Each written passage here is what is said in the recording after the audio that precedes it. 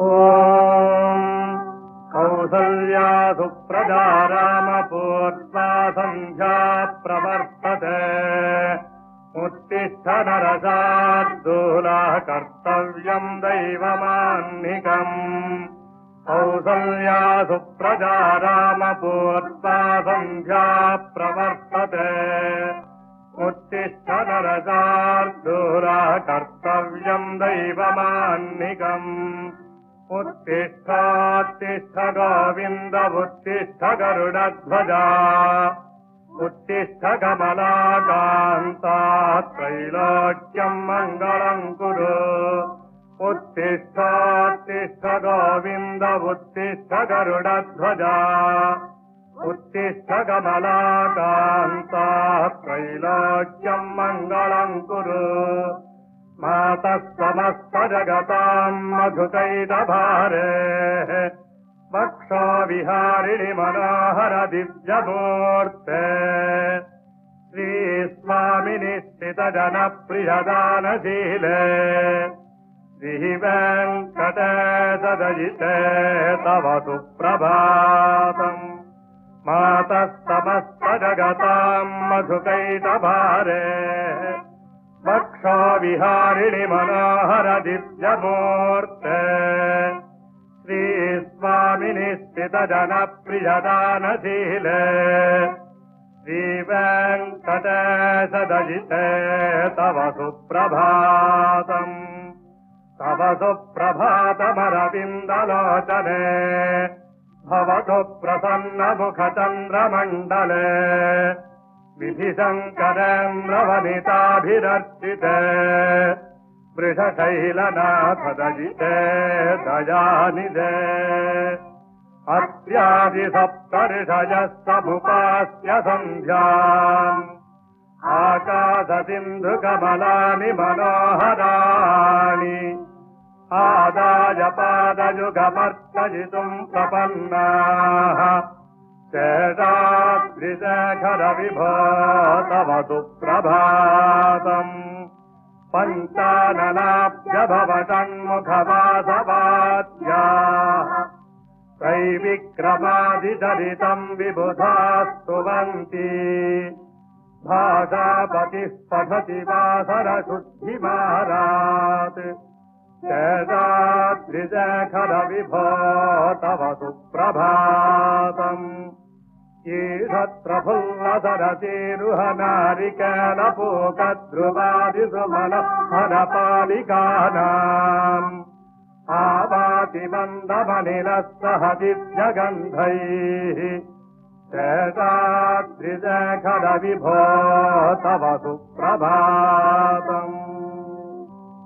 उन्मील्यनेत्रयुगमुत्तमपञ्जरस्थाः पात्रावशिष्टकदलीफलपायसानि भुक्त्वा सलीलमखकेलिशुकाः पठन्ति शेषाद्रिशेखर विभो तव सुप्रभातम् तन्त्री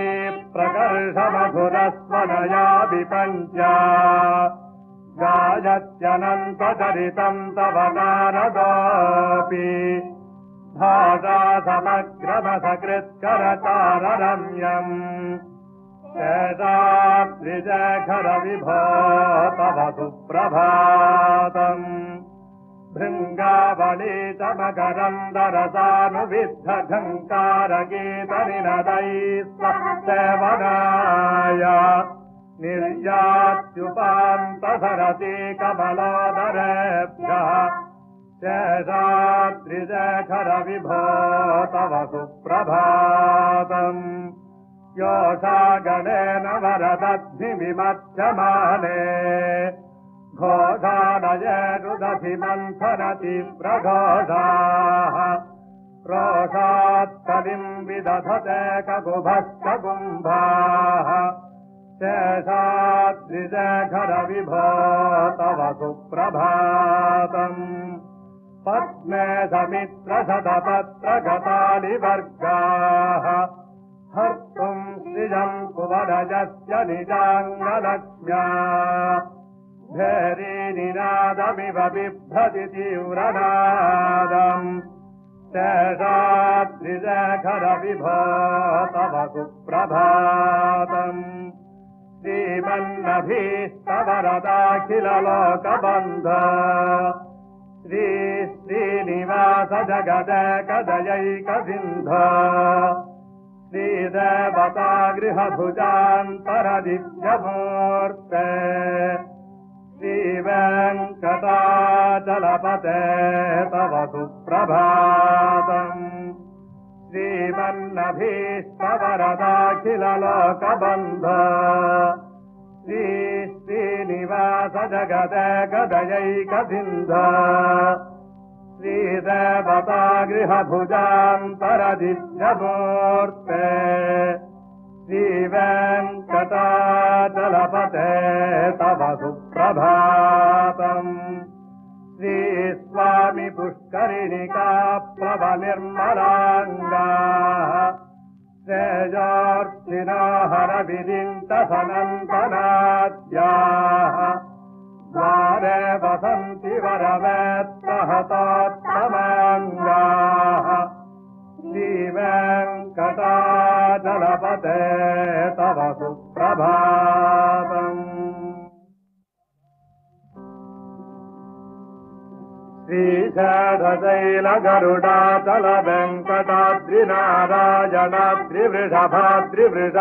श्रीशैलशैलगरुडाचलवेङ्कटाद्रिनारायणाद्रिवृषभाद्रिवृषाद्रिमुख्याम्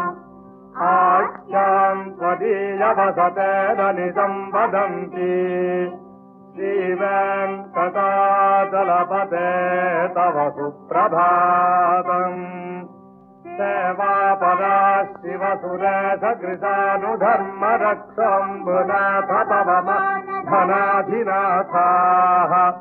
बद्धाञ्जलिप्रविलसन्निजशीर्षदेशाः श्रीवेङ्कटाचलपते तव सुप्रभातम् घाटीषु ते विहगराज मृगाधिराज नागधिराज गजराज हयाधिराजा स्वस्वाधिकारमहिमाधिकमर्पयन्ते श्रीवेङ्कटाचलपते तव सुप्रभातम् सूर्येन्दुभौमबुधवाक्पदिकाव्यसौरिस्पर्धा केतुदिविषत्परिषत्प्रधानाः स्वदासदासचरमावधिदासदासाः श्रीवेङ्कटाचलपते तव सुप्रभातम् त्वत्पादधूलिभरितस्फुरितोत्तमाङ्गाः सर्गापवर्गनिरपेक्षनिदान्तरङ्गाः कल्पागमाकलनजाकुलताम् लभन्ते श्रीवेङ्कटाचलपते तव सुप्रभातम् स्वर्गोपुराग्रशिखराणि निरीक्षमाणाः स्वर्गापवर्गपदवीम् परमाम् श्रयन्तः मर्त्या मनुष्यभुवने मतिमाश्रयन्ते श्रीवेङ्कटाचलपते तव सुप्रभातम् श्रीभूमिनायकदयाधिगुणामृताब्धे देवाधिदेव जगदेकशरण्यमूर्ते श्रीमन्ननन्तगरुडादिभिरर्चिताङ्घ्रे श्रीवेङ्कटाचलपते तव सुप्रभातम् श्रीपद्मनाभपुरुषोत्तमवासुदेव वैकुण्ठमाधव जनार्दन चक्रपाणे श्रीवत्सचिह्नशरणागत पारिजात श्रीवेङ्कटाचलपते तव सुप्रभातम् कन्दर्पदर्पहर सुन्दरदिव्यमूर्ते कान्तापुटाम्बुरुहकुट्मललोलदृष्टे कल्याणनिर्मलगुणाकरदिव्यकीर्ते श्रीवेङ्कटाचलपते वेङ्कटाचलपते तव सुप्रभातम् मीनाकृते कनककोलनृसिंहवर्णिन् स्वामिन् पदश्वसतपोधनरामचन्द्रा शेषाम् सदामयदुनन्दनकल्किरूपा श्रीवेङ्कटाचलपते तव सुप्रभातम् एलालवङ्गघनसारसुगन्धितीर्थम् दिव्यम् विजत्सरिति हेमघटेषु पूर्णम् धृत्वाद्य वैदिकशिखामणयः प्रहृष्टाः तिष्ठन्ति वेङ्कटपते तव सुप्रभातम् भास्वानुदेति विकटानि सरोरुहाणि सम्पूरयन्ति निनदैः ककुभाविहङ्गाः श्रीवैष्णवाः सततमर्थितमङ्गलास्ते धामाश्रयन्ति तव वेङ्कटसुप्रभातम् ब्रह्मादयः सुरवराः समहर्षयस्ते सन्तः सनन्दनमुखास्तव योगिवर्याः धामान्तिके तव हि मङ्गलवस्तु हस्ताः श्रीवेङ्कटाचलपते तव सुप्रभातम् लक्ष्मीनिवासनिरवद्य गुणैकसिन्धो संसारसागरसपत्तरणैकसेतो वेदान्तवेद्यनिजवैभवभक्तभोग्य श्रीवेङ्कटाचलपते तव सुप्रभातम् लक्ष्मीनिवासनिरवद्य गुणैकसिन्धो संसारसागरसपत्तरणैकसेतो वेदान्तवेद्यनिजवैभवभक्तभोग्य श्रीवेङ्कटाचलपते तव सुप्रभातम् इत्थम् वृषाचलपतेरिह सुप्रभातम् ये मानवाः प्रतिदिनम् पठितुम् प्रवृत्ताः तेषाम् प्रभातसमये स्मृतिरङ्गभाजाम् प्रज्ञाम् परार्थसुलभाम् परमाम् प्रसूते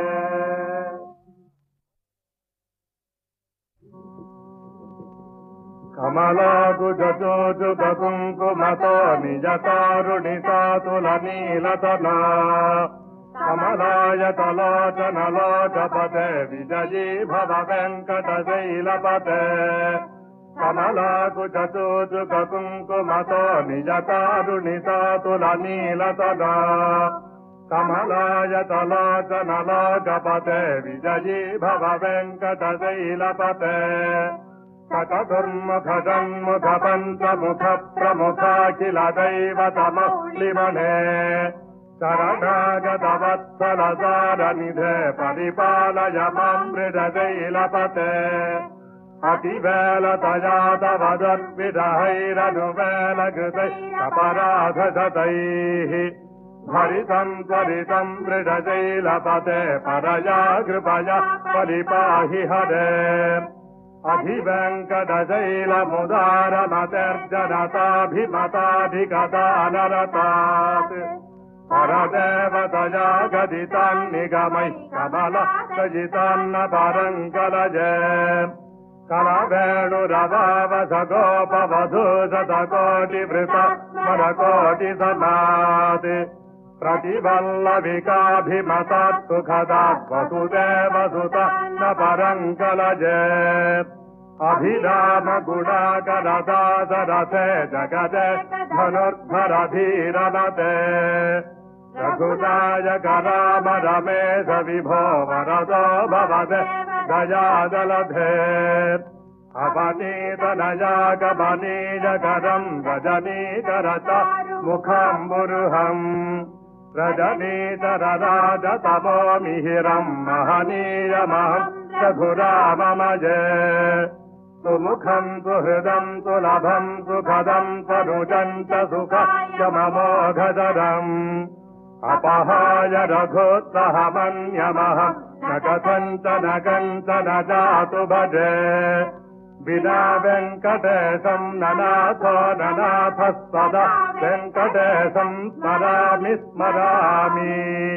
हरे वेङ्कटेश प्रसीद प्रसीद प्रियम् वेङ्कटेश प्रयच्छ प्रयच्छ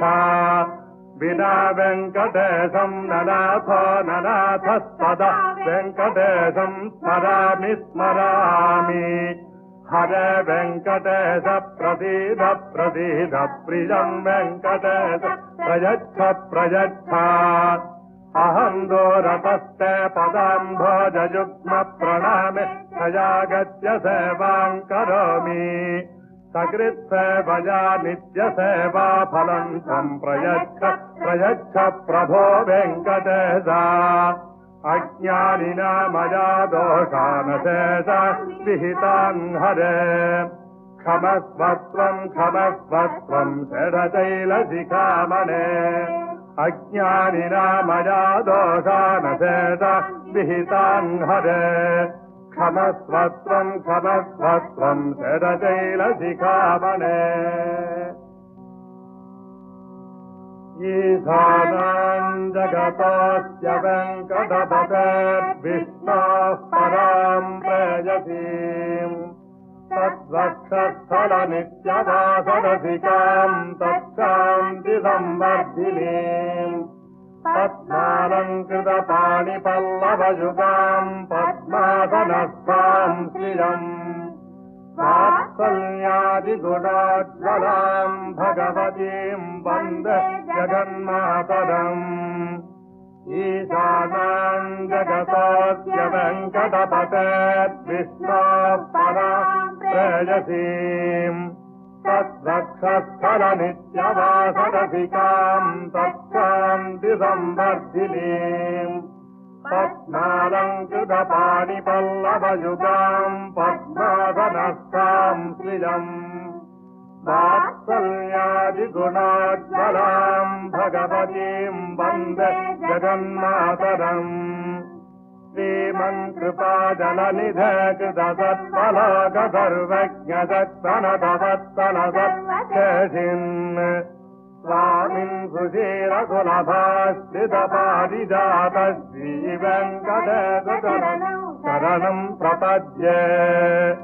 श्रीमन्कृपाजलनिधे कृतसत्फलोकसर्वज्ञजत्तनतवत्तलसत्केशिन् स्वामिन् सुशीलसुलभाश्रितपारिजातः श्रीवेङ्कटेशशरणम् प्रपद्ये आनोपुरार्पितसुजातसुगन्धिपुष्पसौरभ्यसौरभकरौ समसन्निवेशौ सौम्यौ सदानुभवनेऽपि नवानुभाव्यौ श्रीवेङ्कटेशशरणम् प्रपद्ये सद्यो विकासितमुदित्सरसान्द्ररागसौरभ्यनिर्भर परोरुहसाम्यवार्ताम् सम्यक् सुसाहसपदेषु विलेखयन्तौ श्रीवेङ्कटेशशरणम् प्रपद्ये रेखामयध्वजसुधाकलशातपत्रवज्रा कुशाम्बुरुहकल्पगशङ्खचक्रैः भव्यैरलङ्कृततलौ परतत्त्वचिह्नैः श्रीवेङ्कटेशशरणम् प्रपद्ये ताम्रोदरद्युतिपराजितपद्मरागौ बाह्यै महाभिरविभूतमहेन्द्रनीलौ उच्यन्नखाम् सुभिरुदस्तशशाङ्गभासौ श्रीवेङ्कटेशशरणौ शरणम् प्रपद्ये सप्रेमभीतिकमलाकरपल्लवाभ्याम् सम्माहनेऽपि सपदिक्लममाददानौ शान्ताभवाङ्मनसगोचरसौ कुमार्यौ श्रीवेङ्कटेशशरणौ शरणम् प्रपद्ये लक्ष्मीमही तदनुरूपनिजानुभावनीलादिदिव्यमहिषि करपल्लवानाम् आरुण्यसङ्क्रमणतः किल सान्द्ररागौ श्रीवेङ्कटेशचरणौ शरणम् प्रपद्ये नित्यानमद्विधिशिवादिकिरीटकोटि प्रत्युक्तदीप्तनवरत्नमः प्ररोहैः नीराजना विधिमुदारमुपाददानौ श्रीवेङ्कटेशचरणौ शरणम् प्रपद्ये विष्णोः पदे परमयित्युदितप्रशंसौ यौ मध्व उत्स इति भाग्यदयाप्युपात्तौ भूयस्तथेति नवपाणिदलप्रतिष्ठौ श्रीवेङ्कटेशचरणौ शरणम् प्रपद्ये